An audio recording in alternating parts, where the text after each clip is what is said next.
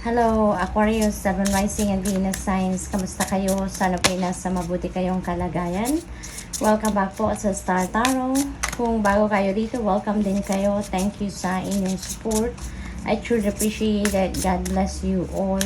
Aquarius, paunang mensahe po ninyo ay dating. Haba, merong dating no, nakakakilig. No, Aquarius, ang ganap ng iba sa inyo dito, lalo-lalo na kung kayo ay single, no?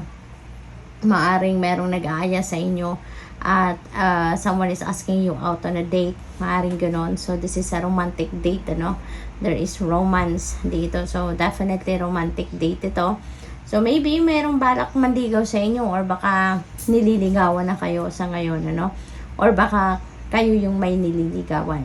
Probably then, para naman doon sa may karelasyon na maaring kahit nandiyan na kayo sa posisyon na siguro official na kayo na kayo magkarelasyon or baka mag-asawa na kayo. So maybe ginagawa niyo pa rin na mag-date, no? So talagang to keep the spark, 'di ba? Sa inyong romantic relationship. So that's very beautiful. So maaring meron kayong pupuntahan, no?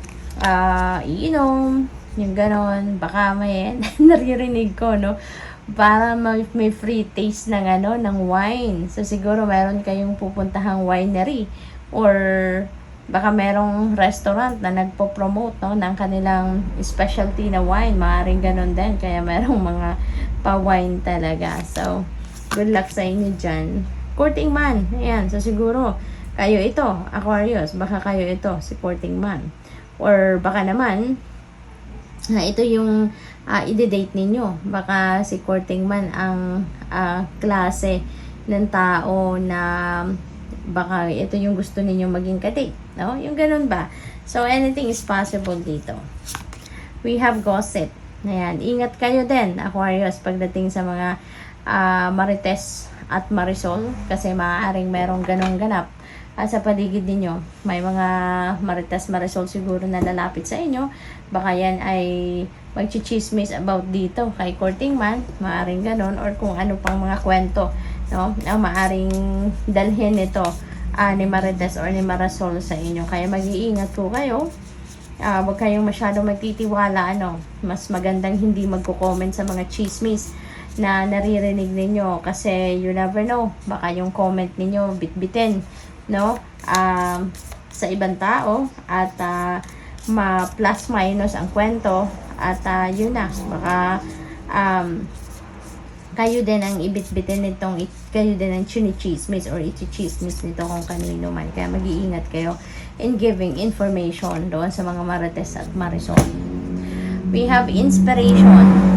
Sabi rito, a wave of inspiration and a stream of beautiful ideas are about to enter your aura. It is important that you trust your intuition at this time. Pay attention to unusual thoughts that come to your mind and do not discount your imagination. Many wonderful ideas which have been served humanity were initially scoffed at or ridiculed. We, your guardian angels, will help you discover ways to apply your ideas and manifest new realities for your life. Napakaganda, no? Siguro kung ano man ang mga plano ninyo, ano man ang mga ideas ninyo, pasensya na, lakas ng busina ng truck, grabe. Pasensya na po. Siguro ngayon, kung ano man ang mga ideas ninyo, mga plano ninyo, maybe that is in alignment with your destiny or that is in alignment with your purpose, no? Kaya full support dito ang inyong mga angels, no? Full support dito ang inyong spirit team, no? Sabi dito, tutulungan kayo, no? Para madiscover ninyo ang mga paraan para may apply ninyo yung mga ideas ninyo at ma-manifest ninyo yung new realities, no? Para sa inyo, para sa buhay ninyo. We have surrender. Sabi rito, remain positive about the future of our planet. For all is part of humanity's evolution. There is a divine order to all the chaos which you perceive in the world. Nothing will ever truly change. Sorry, nagdry yung lalamunan ko. until we learn to love and accept all as it is. So, lovingly surrender your judgments and expectations, and your life will magically transform. That's very true. Kasi, mas gumagaan ang journey. Ang journey natin, no? Sa buhay, Aquarius, when we are surrendering sa Panginoon, when we surrender everything to God, no? Mararamdaman ninyo, kahit gaano kabigat ang pinagdadaanan ninyo, yan ay biglang gagaan, no? Gagaan ang lahat, magiging magaan ang journey ninyo, magiging mabilis ang paghahanap ng solusyon sa mga problema, at saka yung journey ninyo mismo, no? Mararamdaman ninyo na parang meron kayong katulong, no, sa pagbitbit ng mga bigat na bitbit ninyo, mga responsibilidad, obligasyon, 'di ba? Yung mga ganon. So meron kayong katulong. Ganon ang pakiramdam, no, kapag nagsusurrender kayo. What else? We have 5 of cups. Ayan. So ang iba sa inyo dito merong sadness na nararamdaman. Maybe you are regretting something, no? Maaring meron kayong pinaghihinayangan, merong sitwasyon siguro dito na ine-expect ninyo siguro pero hindi nangyari. Kaya malungkot, no? Malungkot kayo. But sa ngayon ang iba sa inyo nakafocus pa rin doon, no, sa pagkadismaya ninyo, sa pagka-frustrate ninyo, maaring ganon. But yung advice sa inyo dito, no? Tapos na 'yun eh. Tapos na. In-expect ninyo hindi na dumating. Maaring inaasahan ninyo pero hindi nangyari. It's simply because, no, hindi yung para sa iyo. Everything dapat kailangan nating tandaan, ano, na everything happens in divine order and timing. No? Kaya kahit anong gawin natin, kahit anong pilit natin, kahit anong expect natin, if it's not meant to happen yet, hindi rin mangyayari. Kung hindi ukol, hindi bubukol, hindi ba? Kaya kapag ganon, i-let go na natin. Let go and let God. Okay? I-let go na natin, surrender na natin yan sa Panginoon. Kasi yung Panginoon naman ang tanging nakakaalam, hindi ba, kung ano ang best para sa atin. Hindi dumating yan, hindi nangyari, hindi nag-materialize. Simply because, no, hindi yan para sa atin. Maaaring hindi para sa atin sa ngayon, or baka hindi para sa atin at all. Diba? Kaya, let's just surrender, no? Surrender to God, surrender to the natural love and flow of life, and let's just continue on, no, with what we are doing, or pakinggan ninyo, no, lalong-lalo na pakinggan ninyo ang inyong intuition, so that you will be guided accordingly, no? Guided kayo kung anong dapat na ninyong gawin, what is next, diba, for you to do. We have Empress. Ayan. So, si Empress is very abundant and prosperous energy. Kaya, maaaring, ito yung para sa'yo. Diba? Kung ano man ang ina-expect ninyo dyan, ano man ang ginusto ninyo sanang mangyari dyan, hindi yan binigay sa'yo. Because there is something better na inihahanda ang universe, which is abundance and prosperity. Hindi ba? Kasi dito sa Empress, meron ditong paparating sa inyo na abundance and prosperity. Meron ditong paparating na pagbubuo or pagsisimula ng siguro bagong trabaho, negosyo, or kahit ano man na pwede ninyong pagkakakitaan, no, na maghahatid sa inyong financial comfort, yung ganon. What else? We have 9 of Wands. Ayan. So, siguro, napapagod na ang iba, no? Maybe, kaya nadidismaya na dito ang pakiramdam ninyo kasi pagod na kayo.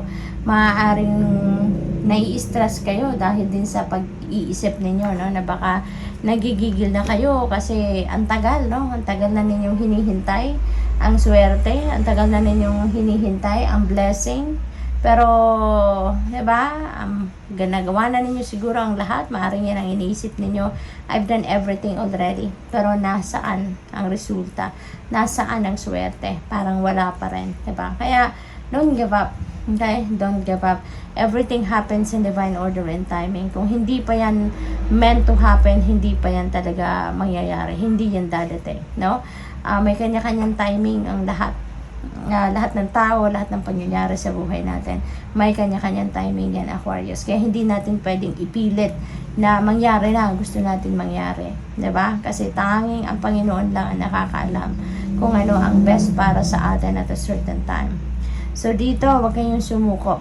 No? Huwag kayong sumuko kasi Maring sawa na kayo, pagod na kayo sa kakaantay. Pero just continue on, just continue to persevere. Dahil pasasaan ba at makukuha nyo din ang para sa'yo, no? In divine timing. Okay? So, dito ang advice sa inyo, continue to persevere. Malapit na kayo sa finish line. 9 of Wands na to, ang sunod nito is 10 of Wands, no? Which is the finish line. Kaya, konting tiyaga pa. Kumbaga, one last push na lang, siguro ang kailangan ninyo dito. At makakamit mo na yung tagumpay. Okay? We have 6 of Swords. Meron ditong, moving on energy. Aquarius, merong moving on energy. Meron ditong pag-alis sa isang sitwasyon na hindi na to nagsiserve ng highest good ninyo. Hindi na to para sa'yo. No? This is something na toxic para sa'yo. This is a toxic situation. This is a sitwasyon na hindi ito nakakabuti para sa'yo. Okay? Kaya maaaring kayo ay aalis na. You are going to relocate somewhere.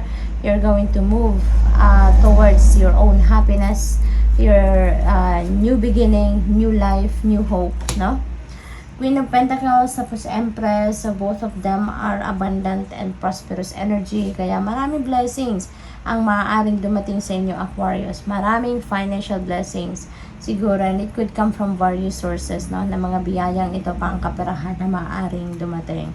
Maaari din na you are surrounded with influential people, mga influential women, no? Sa paligid ninyo, baka mga boss ninyo yan, or baka magulang ninyo, or baka grandma ninyo, yung malakas ang yung influensya sa buhay ninyo. Four of Swords, kailangan nyo lang magpahinga. Okay? Kung pagod na kayo rito, just take a step back, magpahinga muna kayo, mag-recharge, mag-rejuvenate kayo, para nasa ganyan, makabalik kayo sa sentro, makabalik kayo sa focus, and you can continue on, no, with your endeavors. So, good luck. Thank you for watching. Love and light. Namaste.